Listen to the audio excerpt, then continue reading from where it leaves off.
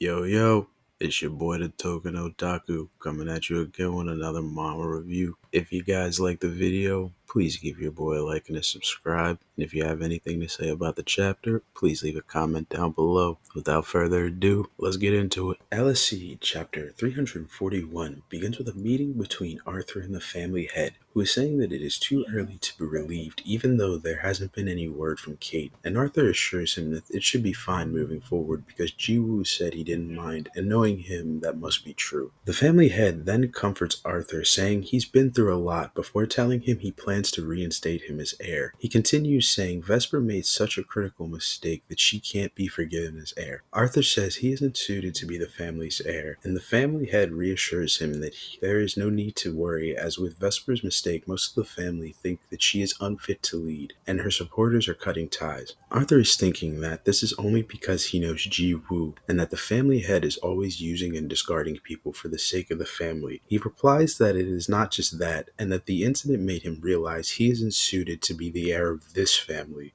Arthur then leaves the meeting and ends up passing Vesper outside. She accuses him of planning what happened with Ji Woo, and he replies that he didn't know Ji Woo was coming because she made sure he didn't know who was coming at all. She asks why he didn't tell her, and that he didn't give her any information and just watched as she made a mistake. She also blames him for her supporters turning on her, saying that it's all because of him. He then asks how that's his fault. He starts by saying that as heir, she was leading the gathering and that she disrespected and invited guests. He then begins telling her about all the things that Jiwoo has done and says she didn't even bother to do proper research. She replies that if he had told her, and he asks why should he, and that after all the years of trying to bring him down, why would he help her? He then leaves. Vesper then thinks that she won't give up and that she'll fix everything herself. We then cut to her walking with the two lackeys, and since they're going to be talking and they still haven't been giving names, I'm going to be naming them Black and White. A little confusing? Well,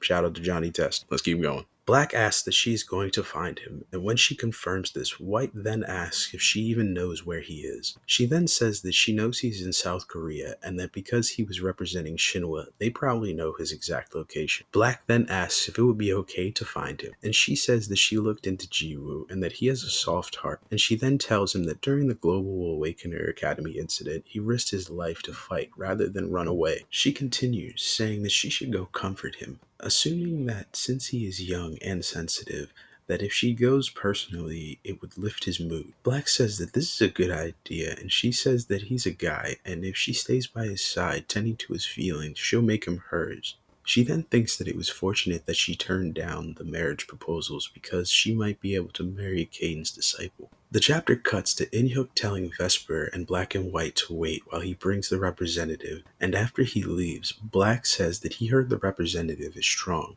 and White inquires how strong they are. Black responds that the rumors say that the representative is comparable to one of the top 50. White is surprised and says that that doesn't make sense how someone so strong remained unknown until now, and Black answers that he only heard about it before they left, and their intelligence department is in an uproar after discovering it while investigating the recent incident. White says that they must look terrifying, and Black wonders if they'll use their recent mistake against them. Vesper is thinking that she was also shocked to learn someone so powerful had remained hidden for so long. And at this time, Inhyuk then returns with Ji Young, and they are all shocked, and Vesper is questioning who she is and why she is so beautiful in her head. Ji Young introduces herself as Shinhwa's rep, and the entire group is shocked, thinking that there is no way that this woman is the leader of Shinhwa and a ranker within the top 50. Ji Young asks if they have come from the Bryan family, and Vesper then introduces herself and explains that they have come to meet Ji Woo, saying that they had met at a recent gathering, but they didn't get to finish their conversation, and she had hoped that Shinhwa would set up a meeting between them. Ji Young says that Ji Woo actually happens to be there right now, and that she would ask him. After she leaves, Black and White begin talking about how beautiful she is, commenting that they thought that the representative would be more terrifying and that they had never seen somebody so pretty before. And Vesper then tells them not to bother as she is way older than them, and that given that she is in the top 50, she's probably older than she looks, and they both still thinks that she is way too pretty. We then cut to Ji Young telling Ji Woo about the Bryan family, saying that they have come to finish a conversation with him, and Ji Woo can't think of what there is left to talk about with the Bryan family, before noticing Ji Young's face and asking if she is upset about something, and then she replies that she isn't and inquires why he asks. And the chapter ends with a shot of Ji Woo and In Hyuk looking a little nervous. And with that recap of the chapter over, I'm gonna get into my thoughts on the chapter itself. So first, I want to say I was completely wrong about where this chapter was about to go. I honestly thought that we were going to be moving away from the Bryan family in this incident, at least in the short term. Completely wrong. We're still here dealing with this, and how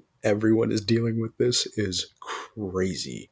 Just starting with the Bryan family, because we're sticking with them. I can't believe an entire family could be not only huffing the copium so hard, but also drinking the Delulu juice. Like, you can't be doing them both at the same time, dog. You can't be like trying to cope and like being delusional about what's about to happen at the same time. Like, just starting where the chapter starts, the family head actually thinking that Arthur was going to like re-accept to be the family heir after what had just happened, not only to him but to Vesper right after. You've already shown there's no real security in this job. One mistake and you're just done for. And I understand her mistake was huge because like threatening Kaden in their world is like threatening Goku in Dragon Ball or All Might in My Hero. Like, you kind of don't want to fight these people because you're probably going to lose. But him thinking that Arthur would ever want to rejoin in that sort of way, especially after like pretty much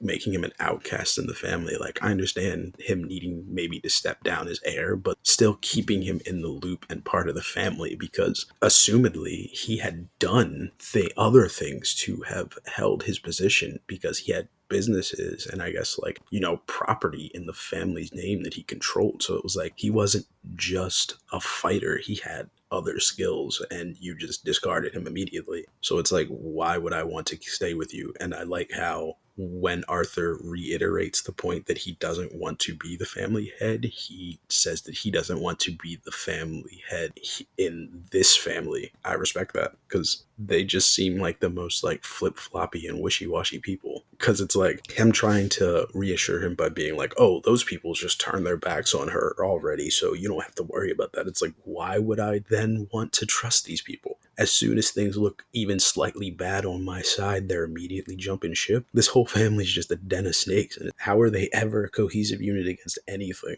And continuing on from that into Vesper with her delusion of thinking that it's Arthur's fault that she messed up and threatened someone at the party, and then tries to say that he didn't try to inform her when multiple times throughout the chapters leading up to the event he had tried to tell her. When she first runs into Jiwoo and Inhyuk, he's about to introduce them, and then one of the family members that is like escorting them just shouts over him and is like, oh, it's just people from Shinwa. And it's like, okay. And then during the party, when she's like starting to get all riled up and trying to start the fight, he tries to be like, hey, don't do this. And she pretty much shoots him down and like tries to like little bro him and completely F's up. And now it's his fault because you trying to little bro him, he didn't tell you that you were about to make a mistake. Why would I ever help you? Like exactly like he says, like, you have consistently made yourself my enemy. You were making a mistake. Why would I help you? Word to Sun Tzu. And then continuing on with the delusion from her to think that she's gonna like somehow marry Ji Woo at the end of this is like crazy. Because you had the most terrible interaction you could have with a person. You only backed down because you knew that you were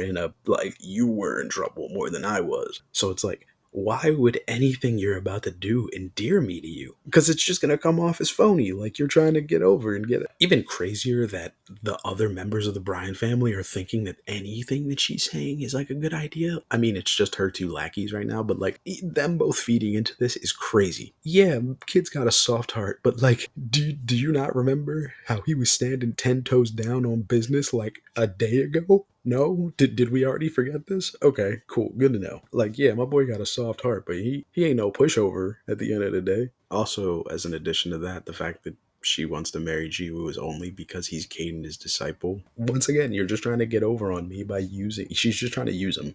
That's just not gonna go over well. He's not dumb or a pushover. He is a kind person, but that doesn't equate to just being a pushover.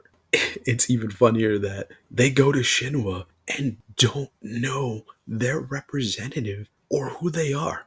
Like they have no information about Ji Young other than that she's strong because they found out about the fight that had happened. But they have no information on the fact that she's a woman. Also the fact that she's probably about their age. Like I can't remember exactly how old she is, but I think she's like 26. They assume that she's so old because she's in the top 50, and I feel like the first three of these things are easily found out. It wouldn't be hard to reach out and find out that the representative of Shinwa is a woman and that she's not that old, because it's one of the things that they talk about a lot in the beginning of the story. At least within the South Korean awakened organizations, they comment on the fact that she's young. She even comments on the fact that she's quite young for leading an entire organization. Very funny that they have an entire intelligence department but have no idea about any basic intelligence.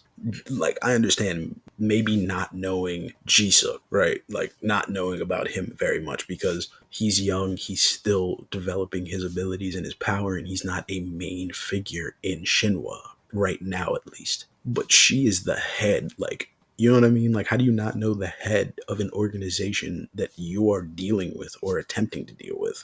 Just seems completely backwards.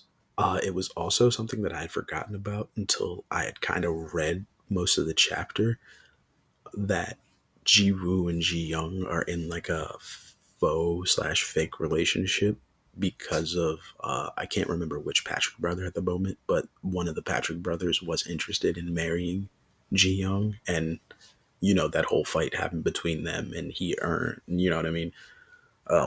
He beat him, so he couldn't propose to her or whatever. I can't exactly remember the details of how it happened, but they're kind of quote unquote in a relationship to the to the rest of the world. And it's also very heavily hinted throughout the entire series that Ji Young definitely likes Ji Woo. So it was very funny to see and think about how that dynamic is now re popping up in the story. And I'm interested in how this is about to go now, because I don't see Ji Young like starting a fight about it, but it's one of them ones where I feel like they're gonna go and have a meeting, and like she's still gonna be standing like right there behind Jiwoo, kind of. But I don't know. Maybe she will. Maybe she won't. I definitely don't see this meeting having like a positive end. You know what I mean? At least for the Bryan family. Yeah, was completely surprised by where this chapter went, and truth be told, I don't know where this is going now, because I was thinking I was going to see the OG group the whole time. I barely saw any of the main cast this whole chapter.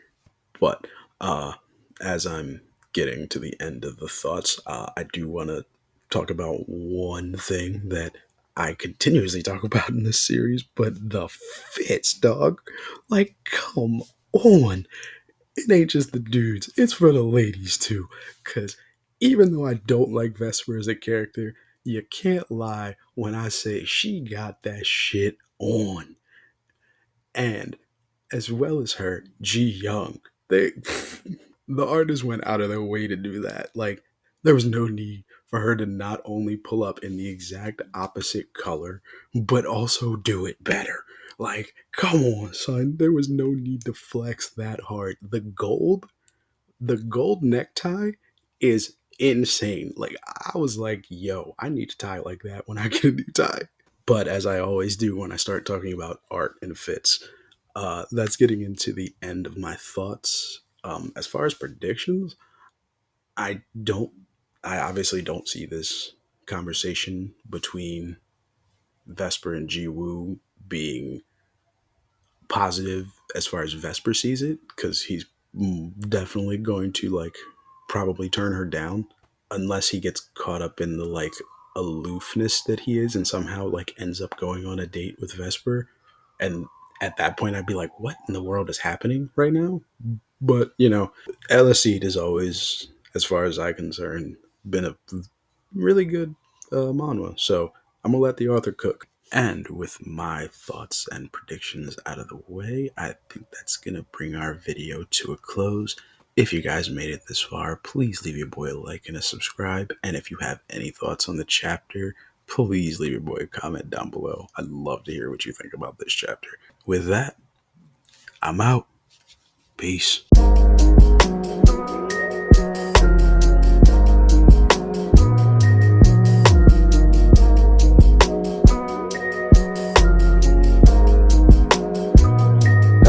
You haven't noticed, I'm staying focused. They say in the way I roll.